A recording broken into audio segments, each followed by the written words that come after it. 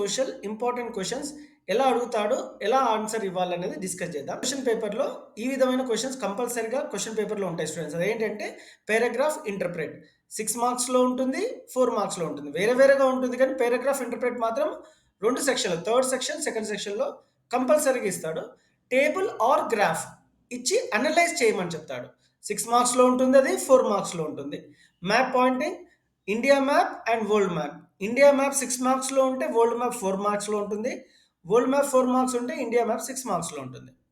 So, అసలు ఎలా అడుగుతాడు ఏంటి అనేది ఇన్ డీటెయిల్‌గా మనము ఇప్పుడు డిస్కస్ చేద్దాం. ఇవన్నీ previous year question papers. So, section 3లో నేను చెప్పినట్టు పారాగ్రాఫ్ ఇంటర్ప్రెట్ ఒక పారాగ్రాఫ్ ఇస్తాడు, దాన్ని ఇంటర్ప్రెట్ చేయాలి. సో, ఎలా రాయాలి అనేది కూడా ఒక ఎగ్జాంపుల్ తీసుకొని డీటెయిల్‌గా ఎక్స్‌ప్లెయిన్ చేస్తాను. జస్ట్ ఫస్ట్ వినండి. సో, తర్వాత మ్యాప్ పాయింట్ ఇచ్చారు ఇండియా అండ్ గ్రాఫ్ ఇచ్చి అనలైజ్ చేయమని చెప్పాడు.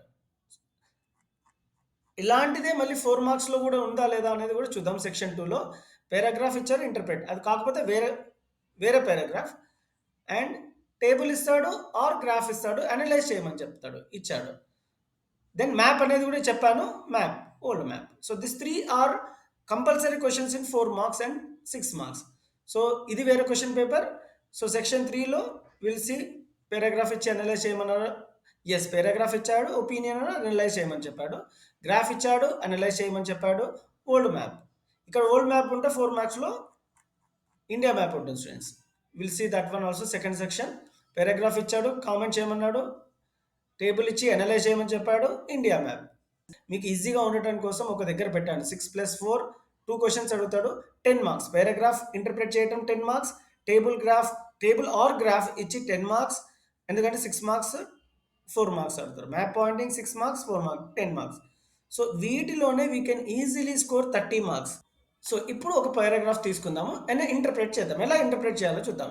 Chiang was a conservative and encouraged women to have the 4 virtues of chastity, appearance, speech and work. Failed because of its narrow social base and limited political vision. This is the paragraph. దీన్ని ఎలా interpret చేయాలంటే 3 పార్ట్స్‌గా చేయాలి students. ఆ 3 parts ఏంటో మీకు in డీటెయిల్‌గా చెప్తాను. ఈ విధంగానే 3 పార్ట్స్‌గా రాయాలి. సో ఈ విధంగానే 3 పార్ట్స్‌గా రాయాలి స్టూడెంట్స్.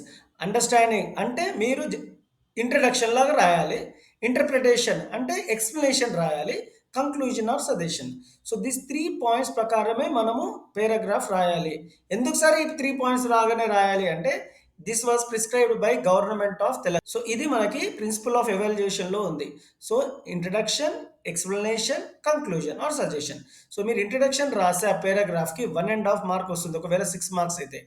6 మార్క్స్ క్వెషన్‌లో మీరు ఇన్ డీటెయిల్‌గా ఎక్స్‌ప్లెయిన్ చేస్తే 3 మార్క్స్ వస్తుంది. కంక్లూజన్ ఆర్ సజెషన్ రాస్తే 1.5, total 6 marks.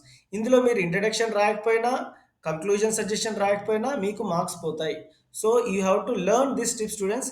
I'm sure this video is going to helpful for you. పారాగ్రాఫ్‌లో as per the given paragraph, Gumandang was not successful in proper governance in its plans and program due to its narrow social and limited provision. అంటే దీని గురించి సింపుల్‌గా explain చేస్తున్నారు ఈ paragraph దీనికొని.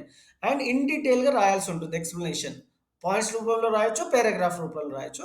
And conclusion నేను చెప్పాను కదా, కంక్లూజన్ ఇక్కడ ఇంట్రడక్షన్ అని, ఎక్స్‌ప్లనేషన్ అని రాయాల్సిన అవసరం లేదు. కానీ కంక్లూజన్ దగ్గర రాయొచ్చు, రాకపోవచ్చు. కానీ 3 పారాగ్రాఫ్‌లో అయినా ఫస్ట్‌ది paragraph, second introduction, explanation should be in points, third conclusion. So ఈ విధంగా రాస్తే మనకు ఫుల్ మార్క్స్ వస్తాయి స్టూడెంట్స్.